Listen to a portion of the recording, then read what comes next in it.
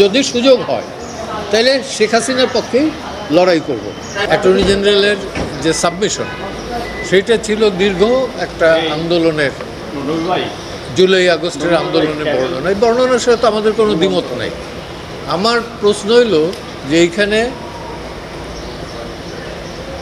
আবেদনকারী মেহেদী হাসান চৌধুরী কতটুকু ইনভলভ, আদৌ ইনভলভ কিনা।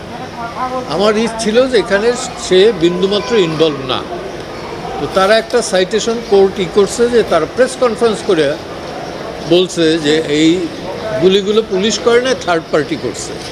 আমি বলছি হ্যাঁ এটা ট্রু, যেখানে সবগুলি যে পুলিশ করছে তা না, থার্ড পার্টিও করছে। তো এই সমস্ত বিষয় নিয়ে তারা, এবং সে ধরা পড়ছে কোথায়, সরকারের অ্যাটর্নি জেনারেল একটা সাবমিশন ছিল যে ঝিনাইদহ থেকে ভারতে দেশত্যাগের উদ্দেশ্যে ঝিনাইদহ গেছে। তো বললাম যে আমি তো গেছি অন্তত বহুবার, এদের চেয়েও বেশি আমি গেছি, রাত 2টার সময়ও গেছি। তো এই ঝিনাইদহ যাওয়ার অর্থই না যে এটা ভারতে এসে চলে যাবে। এই সমস্ত কিছুর পরে কোর্ট বলল, কোর্ট যে আদেশটা দিছে সেই আদেশটা হলো যে তারা সিপি তারা ফাইল করবে উইদিন স্টিপুলেটেড টাইম, অর্থাৎ হাইয়েস্ট 60 ডেজের ভেতরে, এবং সেখানে ফুল হিয়ারিং হবে। তাদের কি বক্তব্য, আমাদের কি বক্তব্য, দুইটাই।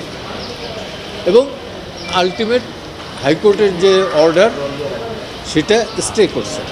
সেটা হচ্ছে যে আগে ছিল গণগ্রেপ্তার, এখন হলো গণমামলা।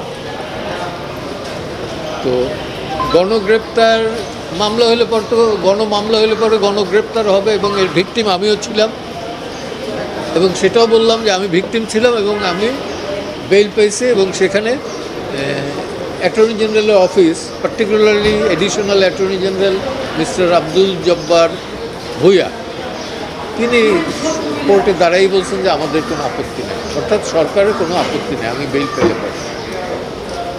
তো সেটা আমি কোর্টকে বলছি যে আমি তো ছিলাম, এ আছে 84-এ, 156 অ্যাকিউজডের ভেতর, আমি ছিলাম 180-র ভেতরে 94-এ। এই হলো পার্থক্য। তো এখনও যে মামলা কমছে আমি দৃশ্যমান আমার কাছে না, মামলা চলছে গণহারে, এবং একই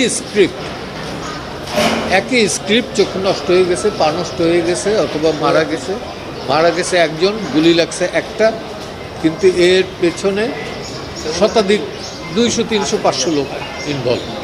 এটা ওনারাই ব্যাখ্যা দিতে পারবেন ভালো। আমি যেটা বুঝি যে ডক্টর ইউনূস মিনুয়েল বোধহয় রিয়েলাইজ করছেন যে এই সংশোধন এগুলো করা ঠিক হবে না। উনি গতকালকে আমি একটা সোশ্যাল মিডিয়ার দেখলাম, উনি বলছেন যে রাজনৈতিক দল যদি সংস্কার না চায় তাহলে নির্বাচন দিয়ে আমি চলে যাব। আক্ষেপের শুরু বলুক আর অভিমানের সুরে বলছেন এটা, এবং দিস দ্য রিয়েলিটি।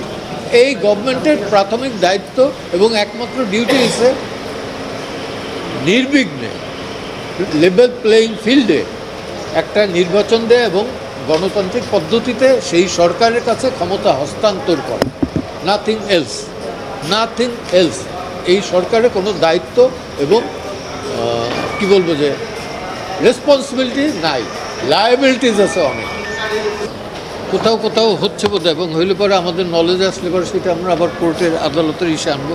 হচ্ছে, কারণ এত গণহারে হচ্ছে যেটা অকল্পনীয়। এবং আমার মনে হয় যে বাংলাদেশ স্বাধীনতা যুদ্ধের পরে এবারই সর্বপ্রথম এই গণহারে মামলা হচ্ছে।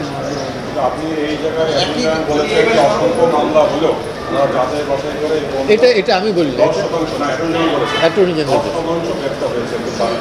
হ্যাঁ, এখন এইটা ওনারা বলতে পারেন, কারণ ডেটা আমি বলি না।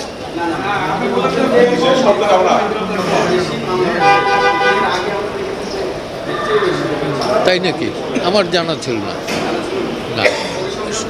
পরিসংখ্যান যদি তাই বলে 16 বছরে যদি হয়, আর এইখানে 3 মাসের, সেইটা কি সেম?